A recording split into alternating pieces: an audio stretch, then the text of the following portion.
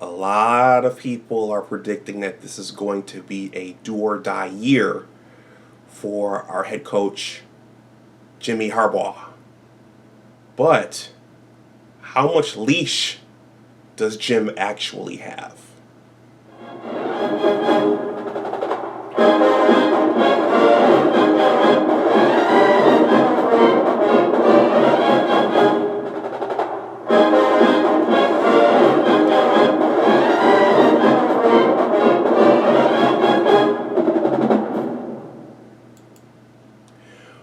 Welcome back to my channel.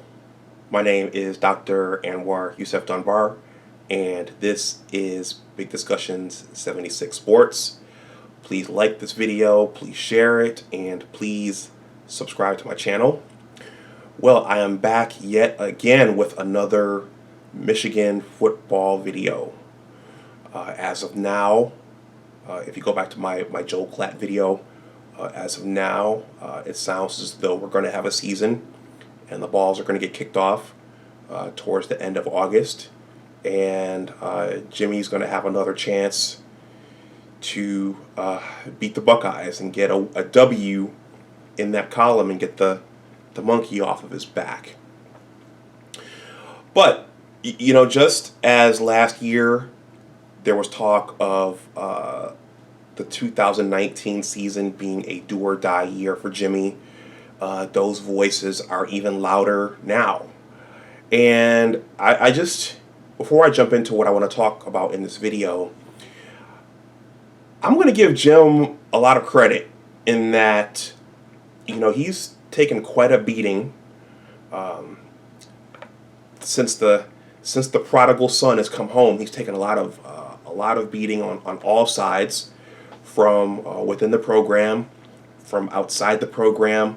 A lot of folks are calling for his head, and if he doesn't beat Ohio State again this year, and if the offense gets off to another slow start this year, those voices will be much, much louder. So it takes, to be able to stay, in spite of all of the chatter, it takes a certain amount of strength and a certain amount of resolve to be able to stay in spite of all of the criticism and the rancor and the anger that some of our fans hold when you don't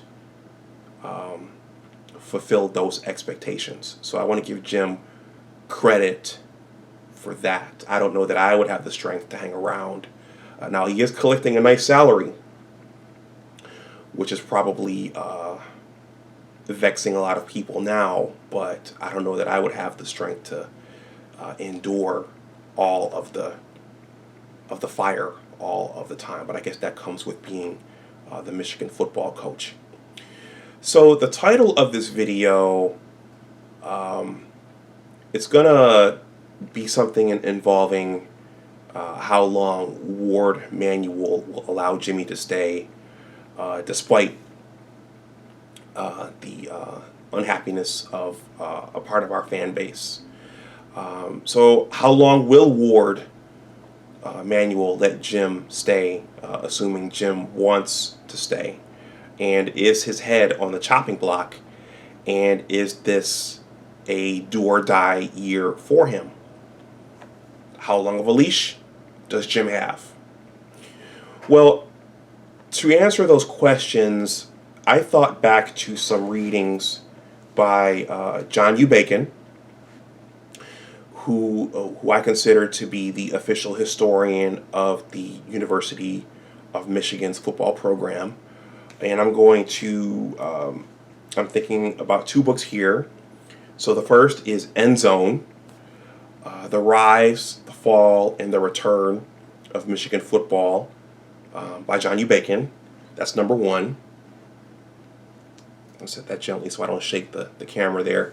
And then number two is Overtime.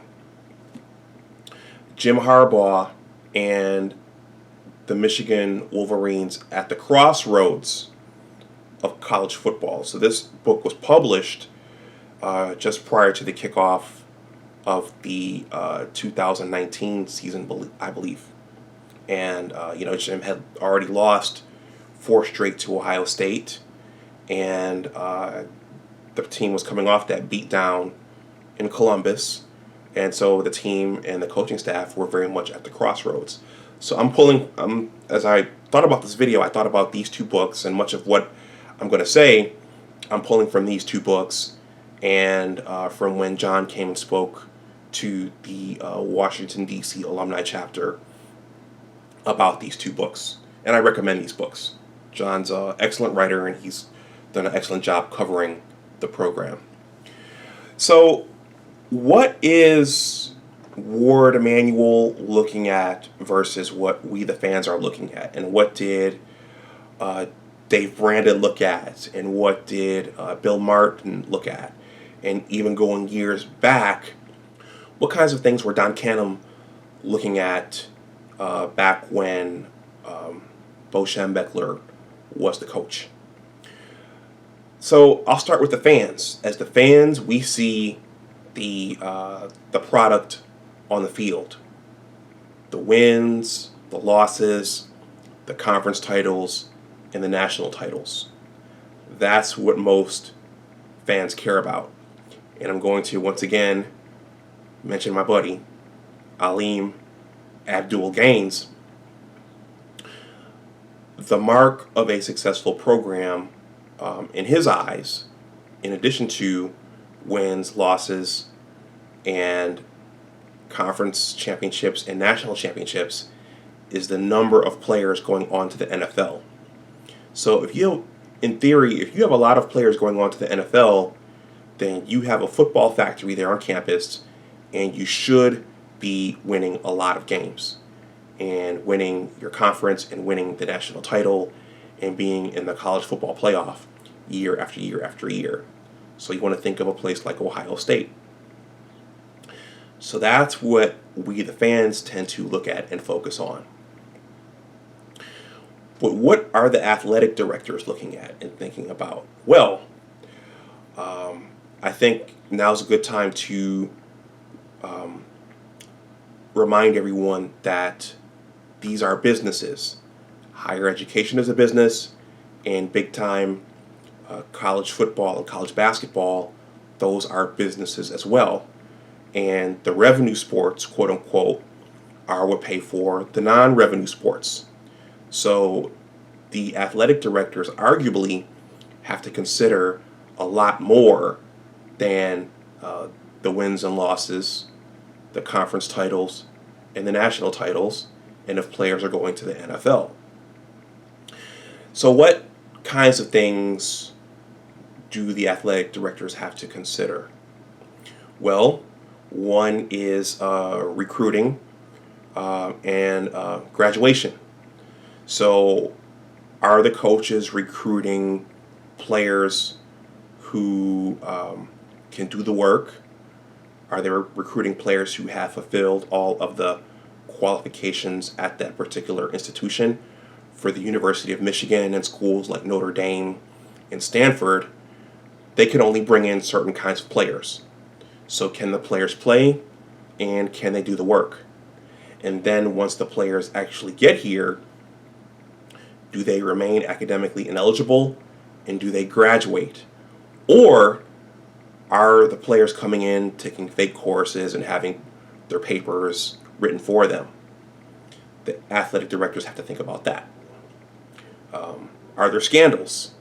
Are the players getting into fights with their girlfriends and beating up their girlfriends and getting into fights at sports bars on Saturday night with the wrestlers and the students at the university? Those kinds of things. Are the players involved in scandals? Or are they upright model citizens? Going back to the fact that these are businesses, ticket sales. Are fans and students going to the games? Are they at those games and patronizing the concession stands? If you go to the big house on pretty much every level, well, no, actually on the main level, all around that stadium, there are concession stands where you can get hot dogs and burgers and popcorn and nachos and all kinds of things, and beer. I believe they sell beer at the big house. And then even further outside of the big house, there's an M-Den set up there where you can purchase merchandise, and they're selling programs and all kinds of things. So if that stadium is not selling out, then the program is losing money, and everything around the program is losing money. Also, the luxury boxes. The big house now has those big monstrous luxury boxes, which weren't there when I was a student. So are those luxury boxes sold out? If yes, that's good. If no, that's bad. I already mentioned merchandise, and also I will throw in overall competitiveness. So I made several videos thus far on Jimmy and Lloyd Carr, and regardless of what you think about those two coaches, the program has been at a baseline level of competitiveness under both of those coaches. The programs weren't in the hunt for the national title every single year under those coaches, but the program hasn't been a doormat like it was for 3 out of Brady Hoke's 4 years and those first 2 to 3 years of Rich Rodriguez's coaching tenure. And I might make a video focusing on Rich Rod's tumultuous coaching tenure as well, seeing as how I covered Lloyd Carr extensively. It might be fair to do a video on Rich Rod and everything he had to deal with as well. Which brings me to another point. You need a coach to be the figurehead of the program as well.